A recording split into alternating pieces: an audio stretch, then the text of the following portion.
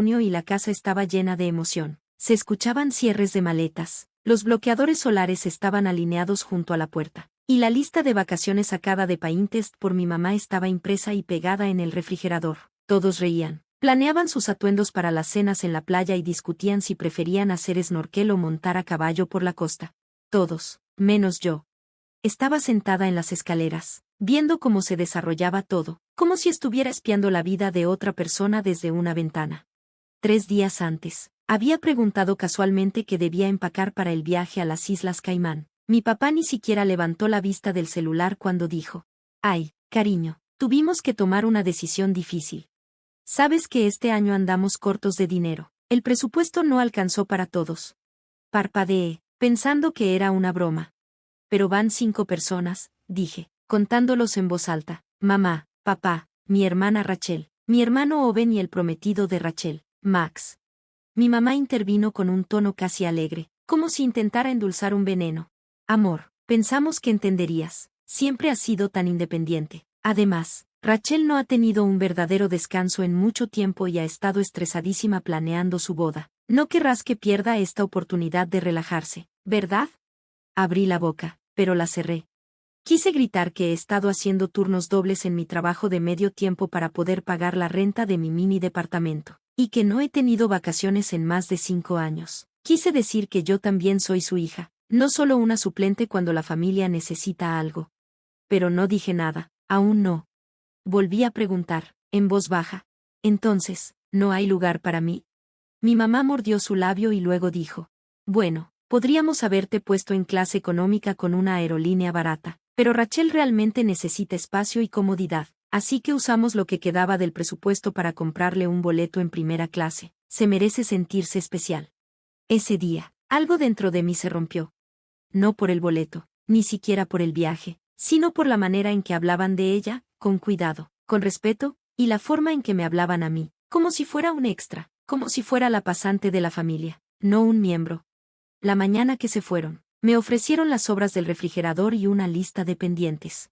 «¿Podrías regar las plantas y asegurarte de que el perro tome sus medicinas?», me preguntó mi mamá dulcemente. Asentí. Luego, cuando llegó el Uber y Rachel salió pavoneándose con su pants de diseñador y su maleta rosa, se volvió hacia mí con una sonrisita burlona. «Tal vez el próximo año, hermana, si te lo ganas». Los vi alejarse. Pero no estaba resentida, ni siquiera estaba triste. Estaba planeando. Porque lo que ellos no sabían, lo que nunca se preocuparon por preguntar, era que yo había estado construyendo algo en silencio, algo poderoso, y estas vacaciones que tanto presumían serían la última vez que me mirarían hacia abajo desde sus asientos en primera clase. La casa quedó en silencio cuando se fueron, y eso me pareció perfecto. Me senté en la mesa de la cocina, la misma en la que planearon ese viaje sin mí, y abrí mi laptop. Ellos pensaban que me quedaría ahí, regando plantas y sintiéndome mal. Pero lo que no sabían era que no pensaba quedarme bajo ese techo por mucho más tiempo. Porque técnicamente, ya no era su techo. Hace 2 años, comencé a trabajar de forma remota para una startup de tecnología. Empecé como pasante, luego pasé a desarrolladora junior, y ahora ganaba lo suficiente para vivir modestamente. Pero también tenía un ingreso extra: escribía libros electrónicos como escritora fantasma para influencers y editoriales pequeñas. No era glamoroso, pero pagaba bien, y ahorré cada centavo. Mientras mi hermana presumía tacones de diseñador y batas personalizadas para damas de honor, yo construía mi cuenta de ahorros en silencio. 3 semanas antes del viaje familiar, usé esos ahorros para comprar algo. Algo que cambiaría la historia familiar para siempre. La casa. Sí, su casa. Lo que no sabían era que mi tío, el hermano distanciado de mi papá, era el dueño de la propiedad. Después de años de rentársela a mis papás con descuento, quería vender. No hablaba con mi papá desde hacía años, pero siempre me tuvo cariño. Cuando le hice una oferta en efectivo, por encima del precio, aceptó. Así, el título de propiedad quedó a mi nombre. Mi plan era dejarlos disfrutar su viaje sin interrupciones. No quería drama, quería precisión.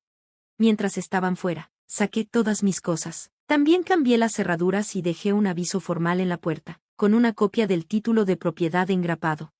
No mandé mensaje, no dejé buzón de voz, dejé que el silencio hablara por mí. Cuando regresaron del paraíso, bronceados y satisfechos, ni siquiera pudieron abrir la puerta. Los observé desde mi coche al otro lado de la calle mientras Rachel jalaba la manija. Incrédula. Mi papá hablaba por teléfono. Mi mamá se puso pálida al leer el aviso y ver la firma al final. La mía. Rachel hizo un berrinche en el jardín. ¿Qué clase de broma es esta? ¿Es una fantasía de venganza o qué? No era una fantasía. Era justicia. Finalmente me llamaron, furiosos, humillados, exigiendo explicaciones. No puedes echarnos de nuestra propia casa, gritó mi mamá. Ahora es mi casa, respondí, tranquila. Ustedes lo dejaron claro cuando priorizaron a un perro sobre su propia hija, cuando me dijeron que no valía lo que costaba un boleto de avión, así que ajusté el presupuesto. Ustedes ya no están incluidos. Rogaron, gritaron. Mi papá hasta amenazó con demandarme. Pero los papeles estaban en regla, tenía abogado, cada paso documentado. Les di una semana para recoger sus cosas de una bodega que renté con mi dinero. Incluso pagué mudanceros. Pero fui clara, no volverían a poner un pie dentro de esa casa. El chisme se esparció rápido. Mis papás, esa pareja, respetable, de clase media que siempre ponía frases de «la familia es lo primero» en redes, ahora vivían con amigos, avergonzados. Rachel tuvo que cancelar su despedida de soltera. Su prometido empezó a preguntarse si se estaba casando con la persona correcta. Pero yo no había terminado. Hice una fiesta de inauguración.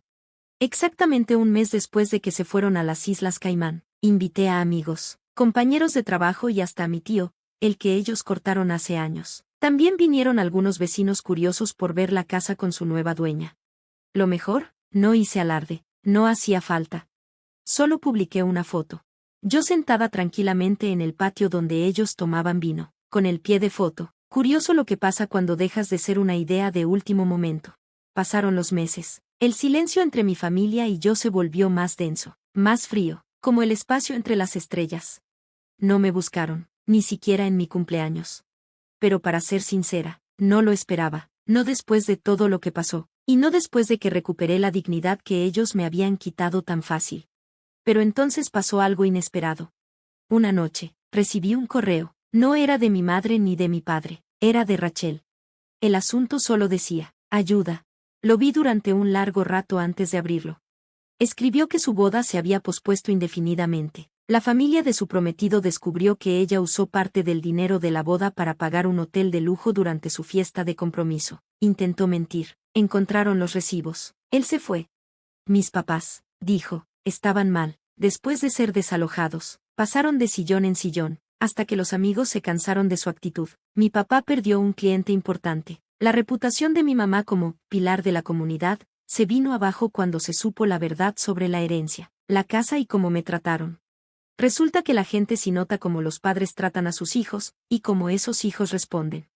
Rachel me pidió que considerara dejarles volver a la casa, solo por un tiempo. Escribió. No son malas personas, solo cometieron errores. Me quedé horas pensando en esa frase. ¿Eran malas personas? No lo sé.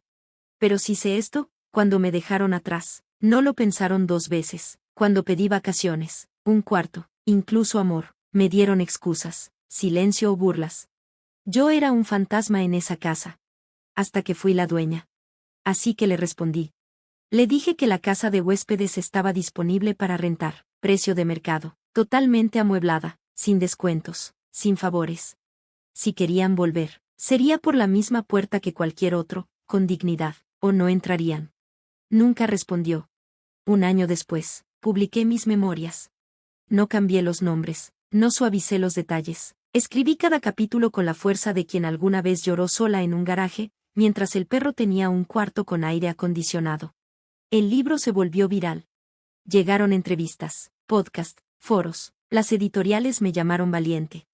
Yo no me sentía valiente, solo me sentía honesta. Y entonces pasó. En una firma de libros en mi ciudad, justo en la librería frente a la cual mi madre siempre pasaba para comprarle regalos a Rachel, los vi. Mis padres, formados en la fila. Los ojos de mi mamá estaban rojos y cansados, los hombros de mi papá caídos, como nunca los había visto. No estaban enojados, no estaban altivos. Eran pequeños. Cuando llegaron frente a mí, mi mamá dudó, sostenía el libro como si quemara. ¿De verdad escribiste todo esto?, preguntó con voz temblorosa. Sí, dije. Mi papá no habló, solo miró la foto de la contraportada, Yo parada frente a mi casa, sonriendo como alguien que por fin había llegado a casa. No pidieron perdón.